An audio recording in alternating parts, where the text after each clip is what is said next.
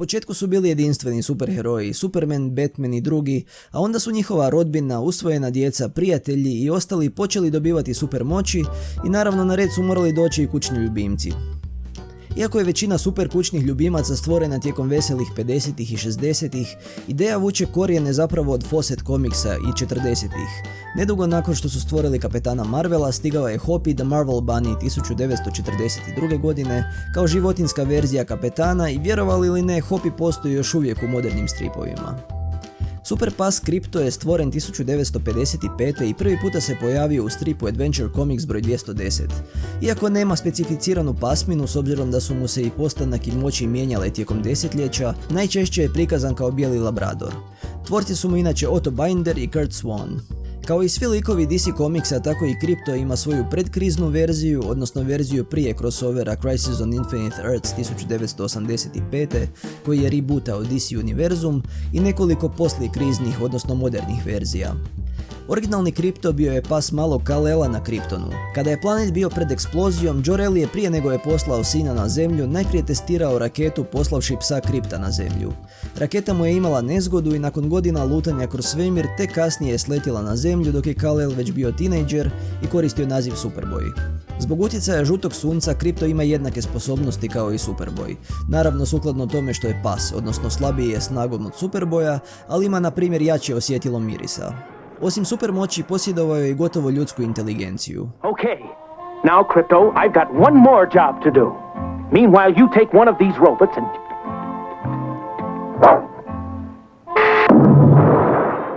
Uglavnom postao je vjerni pratitelj Superboya, dobio je svoj kostim, odnosno ogrlicu sa S znakom i crveni plašt. Krypto se relativno brzo nakon prvog pojavljivanja u stripovima pojavio i na televiziji u sklopu crtane serije Avanture Superboya tijekom 60-ih. Popularnost Krypta dovela je do stvaranja i drugih superljubimaca. 1959. još jedna Jor-Elova testna životinja se pojavila sa moćima Supermana, a radilo se o Bepu, super majmunu. Godinu dana kasnije Supergirl je zbog spleta okolnosti pretvorila mačku u super mačku koju je nazvala Streaky. Good morning to you. How are you feeling today? Oh, fine. In fact, cat-tastic. Check this out. 1962. stigao je i super konj Comet, koji je nekada bio jednorog, ali zbog čarolije pretvoren je u konja sa super moćima i redovno se pojavljivao u Supergirl stripu.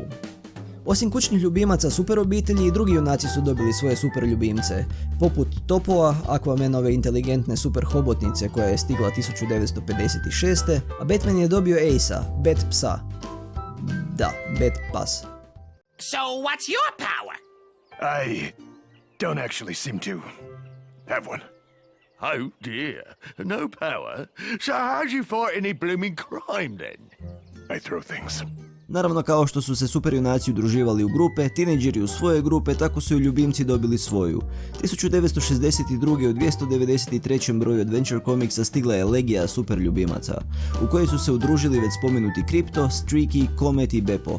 Imali su nekoliko avantura tijekom srebrnog doba stripa, uglavnom tijekom 50-ih i 60-ih godina, a događaj Crisis on Infinite Earths je izbrisao sve ovo iz kontinuiteta i pokrenuo moderni DC svemir. S obzirom da je sada Superman bio jedini kriptonac, nije mogla postojati većina ovih super ljubimaca i novi moderni Krypto se tek pojavio početkom 90-ih godina i to kao obično bijelo štene koje je nazvano Krypto jer riječ Krypton nije stala na ogrlicu. Ovaj Krypto je bio obični pas bez super moći, a usvojio ga je moderni Superboy Kon-El, ali se nisu baš najbolje slagali. 2004. konačno se opet pojavio onaj stari Krypto sa super moćima tijekom priče Return to Krypton, u kojoj se pojavljuje lažni planet Krypton. Krypto je jedini preživio sa tog Kryptona i dopratio je Supermana na zemlju. Ovo je u osnovi bio isti Krypto kao i onaj prije Crisisa, ali bez super inteligencije, što je dovelo do puno problema dok ga Superman nije uspio istrenirati i neko vrijeme su imali zajedničke misije. Superman je kasnije poklonio Krypta Superboyu, koji su postepeno postali prijatelji kao i u starim stripovima 50-ih. Tijekom idućih godina prošlost mu je retroaktivno modificirana i ponovo je vraćena stara prošlost, odnosno to da je nekad bio Supermanov pas na Kryptonu koji je poslan u eksperimentalnoj raketi na zemlju prije samog Kal-Ela, čime mu je vraćena i super inteligencija te je u stripovima počeo dobivati oblačiće sa mislima na engleskom. Nakon smrti Superboya Connella, Krypto je lutao neko vrijeme dok ga nije usvojio Jimmy Olsen s kojim je ostao neko vrijeme, ali je svejedno pomagao superjunacima kada je bilo potrebno. A nakon povratka Connella i smrti ponovo je postao njegov vjerni pratitelj.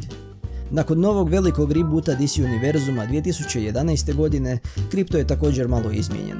Ovaj puta tijekom eksperimenta na Kryptonu, Krypto je slučajno usisan u fantomsku zonu, a nekoliko desetljeća kasnije pronalazi i oslobađa ga Superman te ga izlaže sunčevim zrakama jer je bio u kritičnom stanju.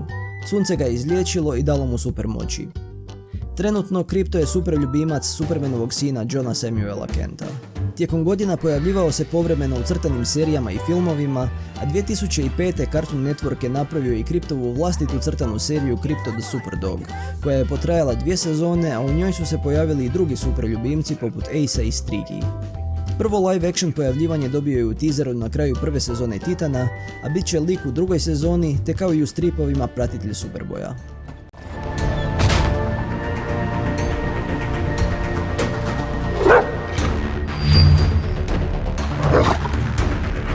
U međuvremenu legija superljubimaca se ponovo okupila, ovaj puta u novom sastavu kojeg čine Krypto, Streaky, moderni Bat pas Titus, inače pas najnovijeg Robina Damiana, Bat krava i Flexi, ptica sa moćima Plastic Mana. Do sada su imali samo jednu avanturu u stripovima, i to u suradnji sa detektivom Chimpom. Da, inteligentnom čimpanzom koja je detektiv. Duga priča i nije za ovaj video.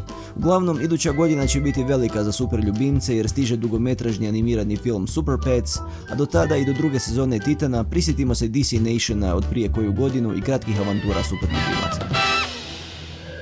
Let's take these bad guys down, Ace. No, Krypto, not just yet. Why? Because we're waiting for our third partner, Third partner? Who are we waiting for? a Green Lantern. You invited a human?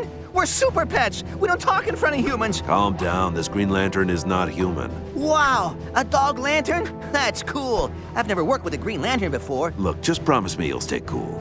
What's that supposed to mean? I'm cool. I'm cool as can be. I'm so cool I even have freeze breath. Yeah. See, there you go. You start getting excited and you can't contain yourself. Okay, here he comes. Glad you could make it, Badge.